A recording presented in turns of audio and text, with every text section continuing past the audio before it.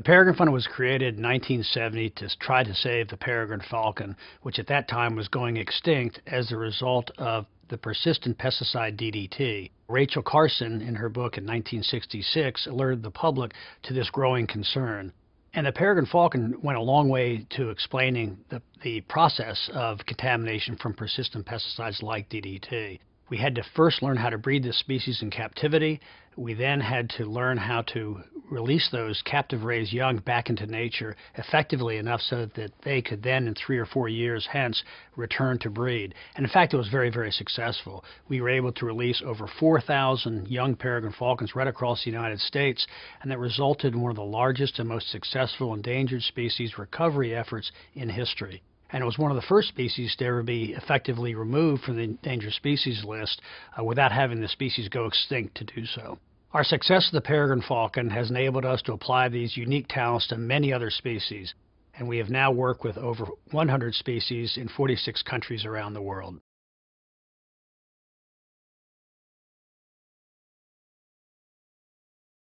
The Peregrine Fund will continue to focus on birds of prey because they're incredibly sensitive to the changes in the environment, both the quality and the quantity of their environments.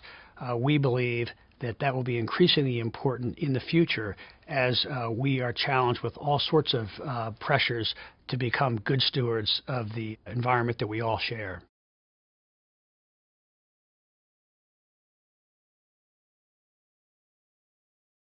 The Peregrine Fund is unique for a lot of reasons, but perhaps the greatest is that we're very small and we're very nimble. We're very effective at getting the job done. Let me give you an example. Several years ago, 3 species of vultures in the Indian subcontinent were disappearing almost overnight. No one knew why. We sent a small research team over there. They discovered that it was actually a pharmaceutical contaminant causing this rapid decline. Diclofenac has now been banned for use in veterinary products, and the solution has been identified. So that's a good example of how we can focus a small group of people very effectively to solve problems with birds of prey.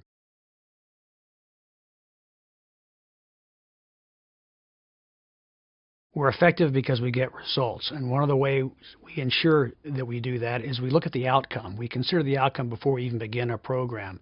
Once we have considered that, have accepted the program, we have to stick with it. It took us 25 years to recover the peregrine falcon. A lot of these things don't happen overnight, so you have to be very careful before you begin a project that it's realistic in nature. And we have to be very, very pragmatic about what programs we choose to accept and which ones we don't, unfortunately.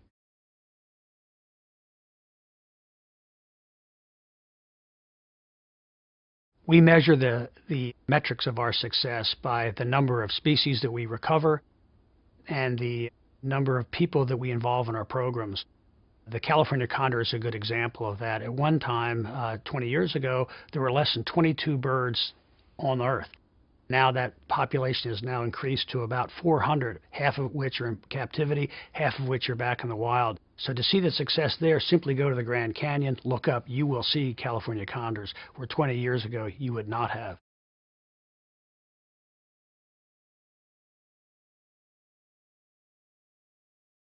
The Peregrine Fund is certainly not anti-hunting.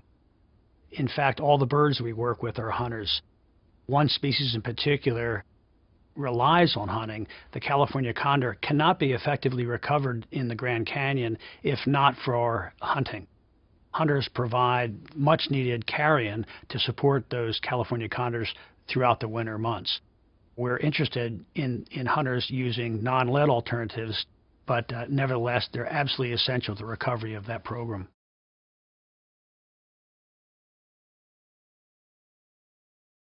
One of our most important accomplishments has been the recovery of the peregrine falcon and subsequent removal of that species from the endangered species list.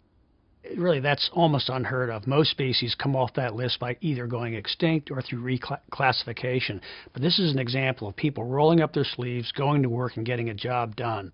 There's also some other species that we've been involved in that people don't know so much about. The Mauritius kestrel was at one time the rarest of all birds in the world. It was reduced to 7 individuals on the same island where the dodo bird went extinct and a lot of other birds went extinct as well. We were able to take that bird, bring them into captivity using many of the same techniques developed for the peregrine falcon, release them back into highly modified habitats, and there's now well over 200 pairs on that island in the Indian Ocean. The point is, the things that we learned with the peregrine falcon are readily applicable to many other species around the world.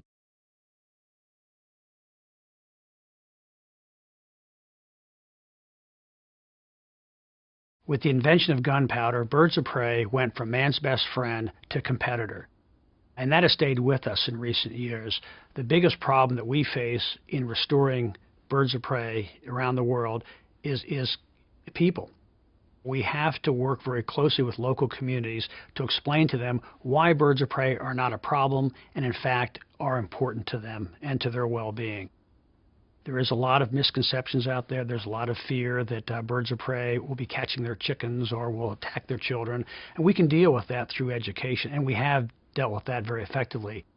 But it's more important for them to know why that bird is important to them for their well-being and the health of their community and the environment that we all share with birds of prey. And I think we've been very effective at doing that through education, but it never stops. That's an ongoing need for the conservation of birds of prey.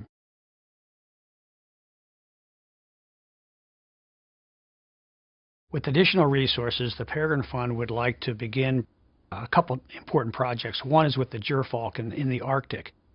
It's a very Spartan environment, very subject to climate change, and it would help us understand many of the new problems associated with climate change and perhaps how we would mitigate those changes.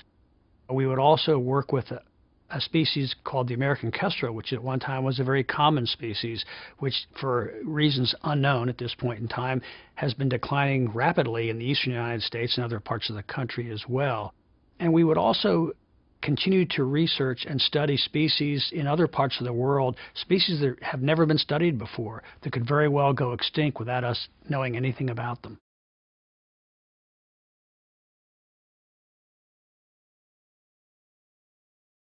We would love to be able to continue to study additional species in very remote parts of the world, because learning more about these species and being able to preserve these species benefits not only those species themselves, but humans who also share those environments.